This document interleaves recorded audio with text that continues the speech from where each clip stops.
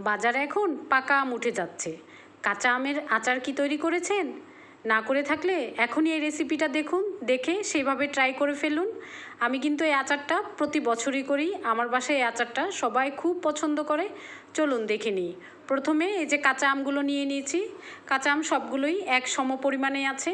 এখন আমি এগুলোকে ছিলে নিব। সুন্দর করে ছিলা হয়ে গিয়েছে। এখন আমি এগুলোকে পিস করে নিব। এটা আমি যেভাবে সাইজ চাচ্ছি ঠিক সেভাবে আমি পিস করে নিচ্ছি। দেখুন আপনারা কিভাবে আমি করি। এটা লম্বা লম্বা ফালি করে তারপরে আমি পিসটা করব। হয়ে গেল আমার পিস করা। প্রথম আমি এই যে কিছু আম নিয়েছি মোরব্বার জন্য, আর কিছু আম নিয়েছি ওই যে আমার লম্বা করে আমি কেটেছিলাম সেটার জন্য। আপনারা মোরব্বার আচারটা দেখতে চাইলে সেটাও দেখে আসতে পারেন।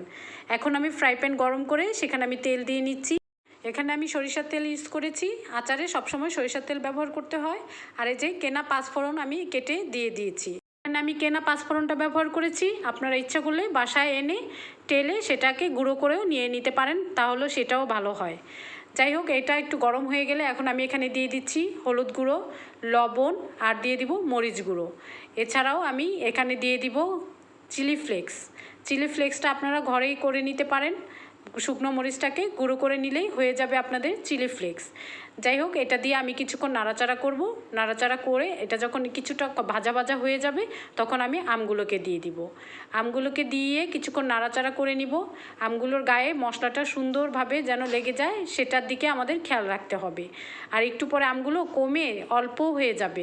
এই আমের আচারটা আপনারা খিচুড়ি, পোলাও যে কোনো কিছুর সাথেই আপনারা খেতে পারবেন। এই আচারটা এত টকঝাল মিষ্টি হয় যে এটাকে সব কিছুর সাথে খেতেই খুব ভালো লাগে।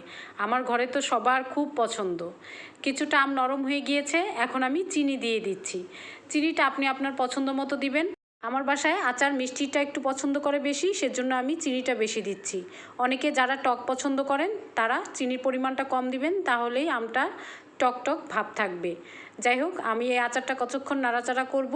নাড়াচাড়া করে দেখুন আমি কিন্তু মাঝখানে কিছুটা সরিষা তেল অ্যাড করেছিলাম, যার কারণে এই যে ডুবো ডুবো হয়ে ভাসছে তেলগুলো। কিছুক্ষণ এভাবে করে হালকা আঁচে রেখে দিব, তাহলে এটা দেখা যাবে একটু একটু করে সিদ্ধ হয়ে যাবে এবং খেতেও সুস্বাদু হবে। ভিতরে মশলাটা সুন্দর করে ঢুকে যাবে।